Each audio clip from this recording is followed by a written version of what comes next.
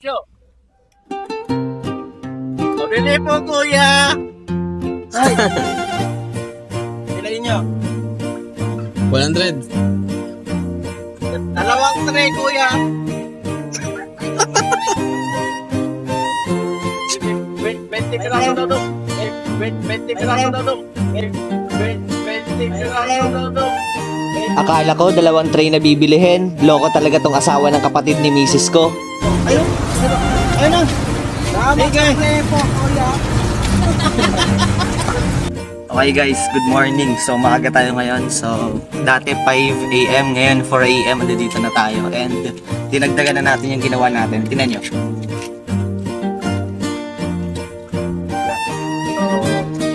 Hindi natin napuno kasi 1 kilo lang muna yung dinagdag natin.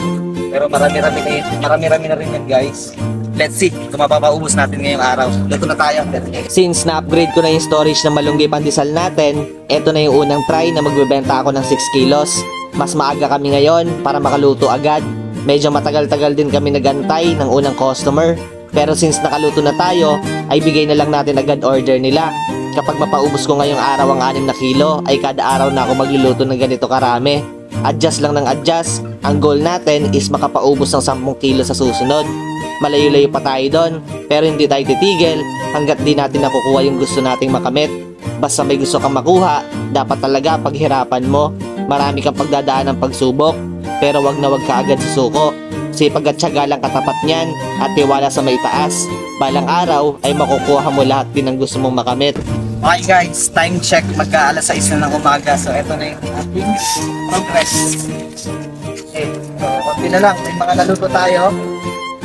And halos mahuhubos na. Kaya let's go. Tuloy-tuloy naman ang pagdating ng customer, kaya malaki ang chance na mapaubos ko yung benta nating malunggay pandesal ngayong araw. Si sir nakadalawang balik na. Tapos meron tayong isang follower na bumili yung mama niya. Shoutout sa anak mo, ma'am. So yun guys, konti na lang, malapit na maubos. Wala nang hindi naluto, lahat luto na. So, meron pa tayo. Malapit na, konti na lang. Eto, malapit na maubos yung benta natin malunggay pandesal. Positive, kaya mapaubos yung 6 na kilo. Next nito is 7 kilo naman. Subok lang ng subok kung kakayanin ba. Mas maraming maibibenta, mas malaki yung kikitain natin. Medyo nakakapagod, pero masaya naman. Guys, isang tray na lang, last na lang to. Yun. Paubos na. Kaya, 6 kilos, kaya pang ubusin. Try natin pag Sunday, mga 7 kilos o kaya 8. Let's go!